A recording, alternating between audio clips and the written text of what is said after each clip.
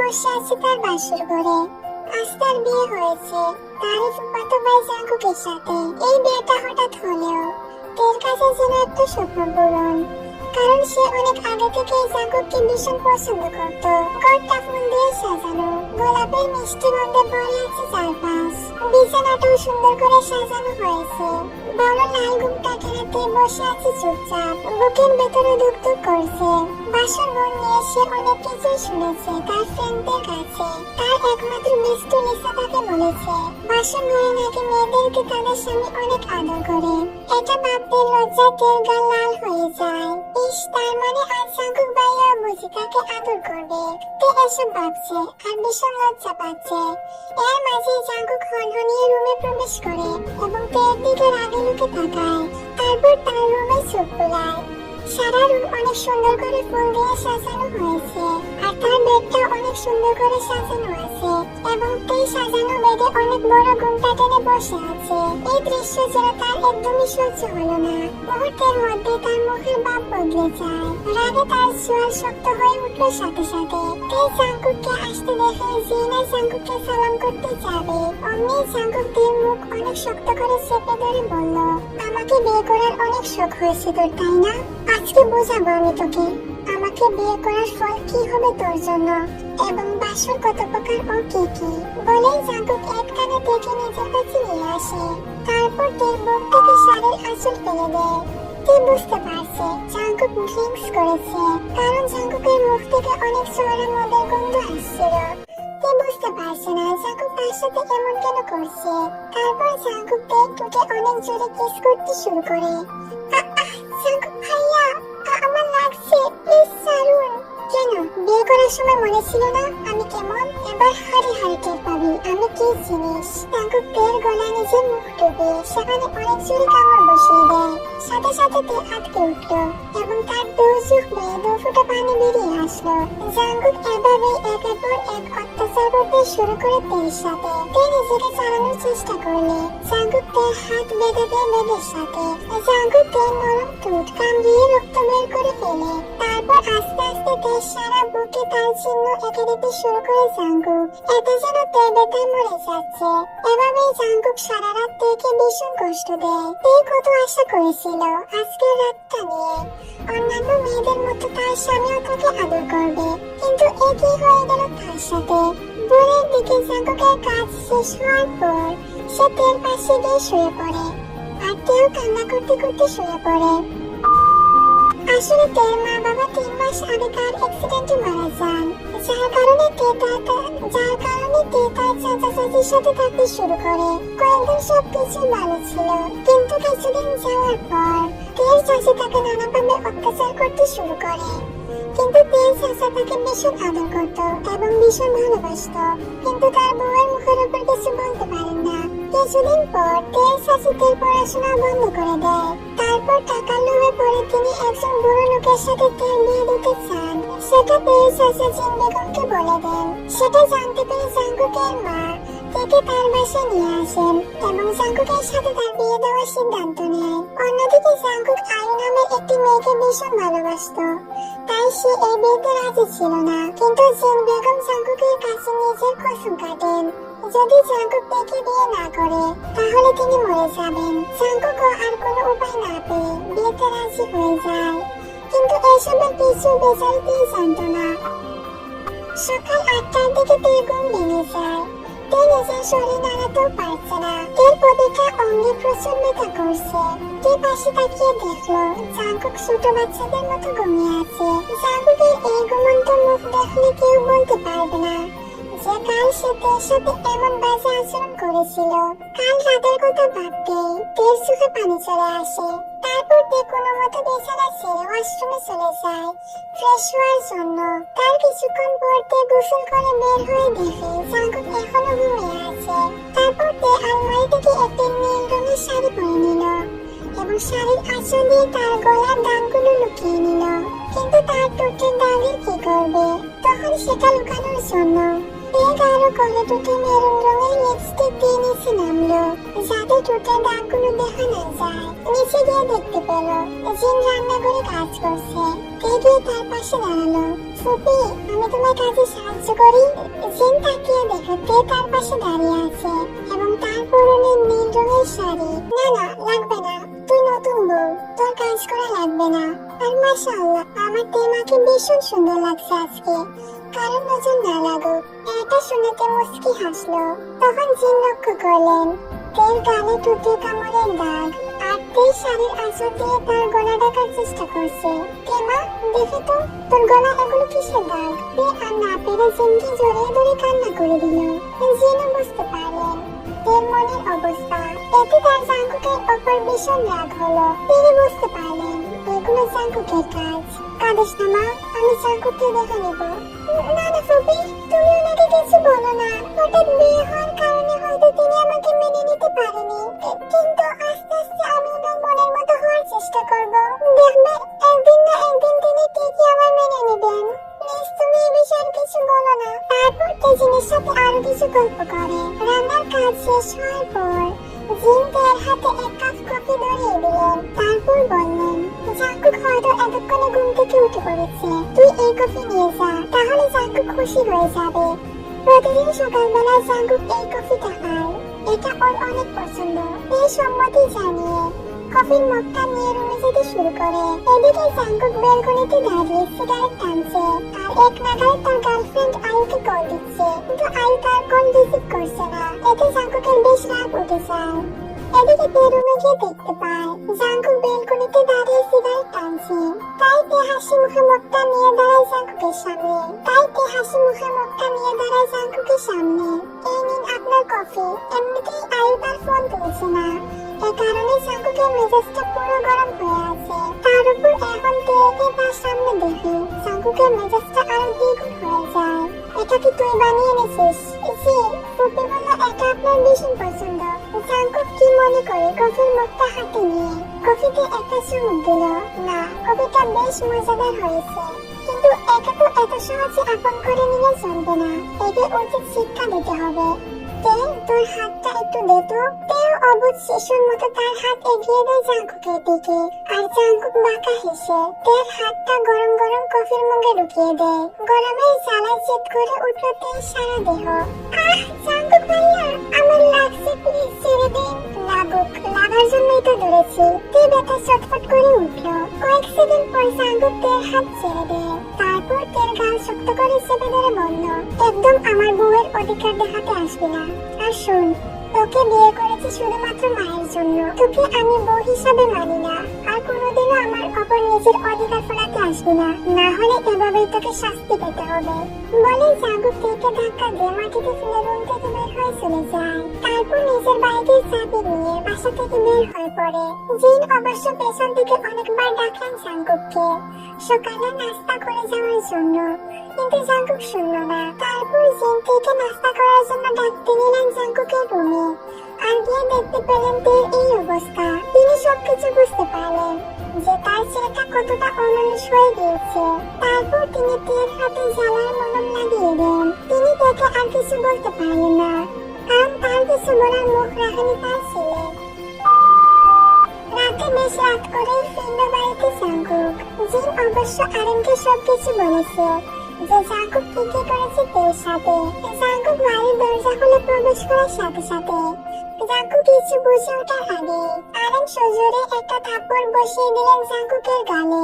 Jungkook গালে হাত দিয়ে তার বাবার দিকে তাকালো। জাঙ্কুক, তুমি এতটা নিচু মনের মানুষ কবে দিকে হলে যে একটা বাচ্চা মেয়ের উপর এতটা অত্যাচার করতে পারলে? এখানে তার কোনো দোষ নেই। আমার ঘেন্না হচ্ছে তোমাকে আমার ছেলে বলতে। জাঙ্কুক তার বাবার মুখের উপর আর কিছু বলতে পারলো না, কারণ সে বুঝতে পারে এটা সে ঠিক কাজ করে তের সাথে। নামজুন আরো অনেক কিছু বলে জিনকে নিয়ে রুমে চলে যায়। নামজুন যাওয়ার সাথে সাথে জাঙ্কুক রুমে চলে আসে। রুমে গিয়ে দেখতে পায় বাচ্চাদের মতো গুটিসুটি হয়ে শুয়ে আছে এবং তার হাত ব্যান্ডেজ করা। কিছুক্ষণ জাঙ্কুক মায়া ভরা মুখের দিকে তাকিয়ে রইল। পরক্ষণে সে মুখ সরিয়ে নেয়। তারপর ওয়াশরুমে চলে যায় ফ্রেশ হওয়ার জন্য। তারপর ফ্রেশ হয়ে এসে পাশে শুয়ে পড়ল। এভাবে কেটে যায় বেশ কয়েকদিন। তে অনেক চেষ্টা করে জাঙ্কুকের মন পাওয়ার জন্য, কিন্তু তে ব্যর্থ হয়। জাঙ্কুক তেকে সহ্যই করতে পারে না। জিনও তের জন্য অনেক কষ্ট পায়। সে ভেবেছিল বিয়ে হওয়ার পর হয়তো জাঙ্কুক তেকে মেনে নেবে, কিন্তু না, সে তেকে মেনে নিচ্ছে না। জাঙ্কুক কয়েকদিন যাবৎ লক্ষ্য করছে আই তাকে এখন আর আগের মতো সময় দিচ্ছে না এবং তার কল বা মেসেজের উত্তর দেয় না। জাঙ্কুক ভাবে আই হয়তো বিজি, তাই জাঙ্কুক একদিন আইকে না জানিয়ে তার বাসায় চলে যায় তাকে সারপ্রাইজ করার জন্য এবং আয়ুর পছন্দের অনেক কিছু নিয়ে যায় গিফট হিসেবে। জাঙ্কুক আয়ুর বাসার কলিং বেল চাপতেই একটা ছেলে উদম গায়ে এসে দরজা খুলে দেয়। এটা দেখে জাঙ্কুক বেশ রেগে যায় এবং ছেলেটার কলার চেপে ধরে। শালা, তুই কে? আর আমার আয়ু কই? তুই আমার আয়ুর বাসায় কি করছিস? বলে জাঙ্কুক ছেলেটাকে একটা ঘুষি দিয়ে মাটিতে ফেলে দেয়। তখন পাশের রুম থেকে আয়ু বের হয়ে আসে এবং জাঙ্কুককে থামিয়ে দেয়। জাঙ্কুক, থামো বলছি, তুমি এটা কি করছো? তোমার সাহস তো কম না, আমার বাসায় এসে মারামারি করছো। আয়ু, এই ছেলেটা কে? আর তুমি ওর সাথে কি করছো? জাঙ্কুক, ও আমার ফিয়ান্সে, আর কিছুদিনের মধ্যে আমি ওকে বিয়ে করব। এটা শুনে জাঙ্কুকের পায়ের নিচ থেকে মাটি সরে যায়। এটা সে কি শুনতে পাচ্ছে? সে তো আয়ুকে ভীষণ ভালোবাসে। আয়ু, তুমি এটা কি বলছো? আমি তোমাকে অনেক ভালোবাসি, তুমি এটা করতে পারো না। তোমার জন্য আমি তেকে বউ হিসেবে মেনে নিতে পারছি না। ওকে সারাদিন কষ্ট দিয়েছি শুধু তোমার জন্য। আয়ু, প্লিজ এটা করো না। দেখো জাঙ্কুক, আমি তোমায় এতদিন ভালোবাসার নাটক করেছি। কোচ তোমার অনেক টাকা ছিল তাই, আর সেটা কাইও জানতো। আর এখন আমার তোমার টাকার প্রয়োজন নেই, তাই বলছি এখানে তামাশা করো না, চলে যাও, না হলে আমি পুলিশ ডাকতে বাধ্য হব। এগুলো শুনে জাঙ্কুক আরো রেগে যায়। মানে এতদিন আয়ু তার ফিলিংস এর সাথে খেলেছে। সে তেড়ে আসে কাইয়ের দিকে এবং আচ্ছা করে কাইকে মারে। আয়ু জাঙ্কুককে পুলিশের ভয় দেখায়, কিন্তু জাঙ্কুক এসবে পাত্তা না দিয়ে আয়ুর গালে সজোরে একটা থাপ্পড় বসিয়ে দেয়। তারপর আয়ুর চুলের মুঠি ধরে বলে, তোর মতো এমন নষ্টা মেয়ের জন্য আমি অজান্তে আমার তেকে ভীষণ কষ্ট দিয়েছি। তোকে আমি ভালোবেসেছিলাম, সেটা ভাবতে আমার লজ্জা লাগছে। বলে জাঙ্কুক আয়ুকে ধাক্কা দিয়ে মাটিতে ফেলে চলে যায়। আজ তার ভেতরটা দুমড়ে মুচড়ে শেষ হয়ে যাচ্ছে। সে তার কষ্ট ভোলার জন্য সে বাড়ি চলে যায়। বাড়ি এসে একের পর এক লাল পানি খেতে শুরু করে এবং তের কথা ভাবতে শুরু করে। জাঙ্কুকের না চাইতেও বারবার শুনে তের মায়াবী মুখটা বেশি উঠতে শুরু করে। এতদিন ধরে সে আয়ুর জন্য তাকে ইগনোর করেছে এবং নানাভাবে কষ্ট দিয়েছে। জাঙ্কুক এবার ভেবে নিল না, সে আর তেকে কষ্ট দিবে না এবং তাকে আপন করে তার কাছে টেনে নেবে। এমনিতেই তেকে তার বউ হিসেবে অনেক ভালো লেগেছিল, কিন্তু আয়ুর জন্য এতদিন তাকে বিনা কারণে কষ্ট দিয়েছে। জাঙ্কুক কিছুক্ষণ পর বার থেকে বের হয়ে তের জন্য একটা লাল শাড়ি আর একটি বেলে ফুলের মালা ও কিছু চকলেট নিয়ে যায় তের জন্য, কারণ এগুলো তের ভীষণ পছন্দ ছিল। জাঙ্কুক সেটা জানতো। জাঙ্কুক অনেক খুশি মনে বাসায় চলে যায়। তারপর নিজের রুমে গিয়ে দেখতে পায় তে রুমে নেই এবং তার রুমটা ভীষণ ফাঁকা পড়ে আছে। জাঙ্কুক এক মুহূর্তও দাঁড়ালো না, সে দৌড়ে চলে যায় তার মা বাবার রুমে। মা, তে রুমে নেই। এটা শুনে জিন কিছু বলল না। ও মা, কিছু বলছো না কেন? তে তো রুমে নেই, কোথায় চলে গেল মা? আমার ভীষণ চিন্তা হচ্ছে, প্লিজ তুমি কিছু জানলে বলো। জাঙ্কুক, তে বাড়ি ছেড়ে চলে গিয়েছে, আর ফিরে আসবে না ও তোমার কাছে। ভালো হয়েছে চলে গিয়েছে, তুমি এবার নিশ্চয়ই অনেক খুশি হবে জাঙ্কুক। তুমি তো মেয়েটাকে এক মুহূর্তের জন্য ভালো রাখোনি, শুধু কষ্টের অপর কষ্ট দিয়ে দিয়েছো। মা, তুমি কিভাবে ওকে যেতে দিলে? কি করবো বল? ওর কষ্ট যা আমার সহ্য হচ্ছিল না, তাই ওকে মুক্তি দিয়ে দিলাম। জাঙ্কুক এবার ভীষণ ভাবে ভেঙে পড়ে। সে এক দূরে বাইকের চাবি নিয়ে বের হয়ে পড়ে। কোথায় যাচ্ছ জাঙ্কুক? দাঁড়াও, আমি আমার বউকে আনতে যাচ্ছি মা। মানে জাঙ্কুক? জাঙ্কুক দৌড়ে বের হয়ে পড়ে তের বাড়িতে যাওয়ার জন্য। ভেবে নিল সে তের কাছে ক্ষমা চেয়ে তাকে ফিরিয়ে আনবে। নামজুন এতক্ষণ ধরে চুপ করে বসেছিলেন। তিনি ভাবলেন জিন কেন জাঙ্কুককে মিথ্যা বলল। জিন, তুমি জাঙ্কুককে মিথ্যা বললে কেন? তে তো বাড়িতে যায়নি, তাহলে? জিন কিছু না বলে একটা মুচকি হাসি দিয়ে জাঙ্কুকের রুমে চলে গেল আর গিয়ে দেখতে পেল জাঙ্কুক তের জন্য অনেক কিছু নিয়ে এসেছে। এটা দেখে তিনি বেশ খুশি হয়ে গেলেন। যাক, তার ছেলেটা অবশেষে নিজের ভুল বুঝতে পেরে তেকে আপন করে নেবে। আসলে তে ডক্টরের কাছে গিয়েছিল।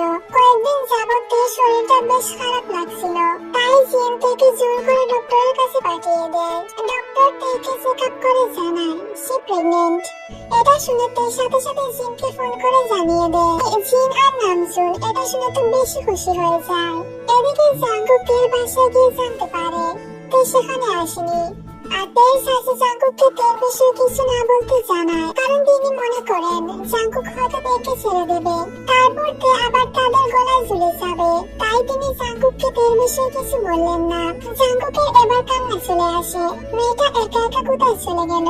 নিজেকে একদম নিঃস্ব মনে হচ্ছে জাঙ্কুকের। সে এত বড় ভুল কি করে করতে পারলো? জাঙ্কুক আল্লাহর কাছে দোয়া করে, আল্লাহ তুমি আমার তেকে আমার কাছে আরেকটা বার ফিরিয়ে দাও, আমি আর কখনোই তেকে কষ্ট দিব না। জাঙ্কুক তের কাছের মানুষের বাসায় খোঁজ করে, যেমন তের ফ্রেন্ড, কিন্তু তারা সবাই একই উত্তর দেয় যে তাদের বাসায় তে আসেনি। এদিকে তে ডক্টর থেকে বাড়িতে ফেরার পর জিন তেকে সবকিছু বলে যে জাঙ্কুক আজকে কি করেছে। তারপর জাঙ্কুকের আনা লাল শাড়ি পরিয়ে তেকে সুন্দর করে বউদের মতো সাজিয়ে দেন তিনি, এবং বেলি ফুলের মালাও তার মাথায় পরিয়ে দেন। মা, আমার ভীষণ ভয় হচ্ছে, যদি তিনি বাসর রাতের মতো আমাকে আবারও কষ্ট দেয়। না তে, জাঙ্কুক আর এমন করবে না। আজকে আমি ওর চোখে তোর জন্য ভালোবাসা দেখেছি, এবং জাঙ্কুক বাসায় ফিরে আসলে তাকে খুশি কথা জানাবে, দেখবে সে আরো এমনিতেই খুশি হয়ে যাবে। জাঙ্কুক এমনিতেই বেবিদের অনেক পছন্দ করে। তারপর জিন তেকে বুঝিয়ে রুম থেকে চলে যায়, এবং তে জাঙ্কুকের জন্য অপেক্ষা করতে শুরু করে। বেশ রাত করে জাঙ্কুক হতাশ হয়ে বাড়িতে ফিরল। তার চুল এলোমেলো, দেখে মনে হচ্ছিল সে একদম অসহায় একজন মানুষ। আসলে জাঙ্কুক তেকে কোথাও খুঁজে পায়নি, তাই সে দিশেহারা হয়ে গিয়েছে। জাঙ্কুক তার রুমে গিয়ে দেখতে পায় তার রুমের লাইট জ্বালানো। সে ভীষণ অবাক হয়। তারপরে জাঙ্কুক আস্তে করে নিজের রুমে ঢুকে অবাকের চরম সীমায় পৌঁছে যায়। তার আনা আজকে শাড়ি পরে তার বিছানায় বসে আছে। জাঙ্কুকের কেন জানি এসব স্বপ্ন লাগছিল। জাঙ্কুককে দেখা মাত্রই তে উঠে দাঁড়ালো। জাঙ্কুক আর এক মুহূর্তও দাঁড়ালো না, দৌড়ে গিয়ে তেকে শক্ত করে নিজের বুকের সাথে চেপে ধরলো, যেন সে ছেড়ে দিলে তে পালিয়ে যাবে। তারপর জাঙ্কুক তেকে আঁকড়ে ধরে তার সারা মুখে একের পর এক কিস করতে শুরু করে। জাঙ্কুকের এমন কাজে তে তো বেশ অবাক হয়ে যায়, এবং জাঙ্কুকের প্রতিটা কিসের ছোঁয়াতে তার শরীর অজানা অনুভূতিতে ছুঁয়ে গেল। কিস করা শেষে জাঙ্কুক তের মুখে হাত দিয়ে আঁকড়ে ধরে বলল, তে, তুমি না বলে আজকে কোথায় চলে গিয়েছিলে জান? তোমায় খুঁজতে খুঁজতে আমি ভীষণ ক্লান্ত হয়ে পড়েছি। আসলে আমি আজকে ডক্টরের কাছে গিয়েছিলাম। জাঙ্কুক এবার বুঝতে পারলো আসলে তার মা জিন তাকে মিথ্যে বলেছে। তে নাকি বাড়ি ছেড়ে চলে গিয়েছে। কেন তে, তুমি অসুস্থ নাকি? এর মানে আসলে জাঙ্কুক।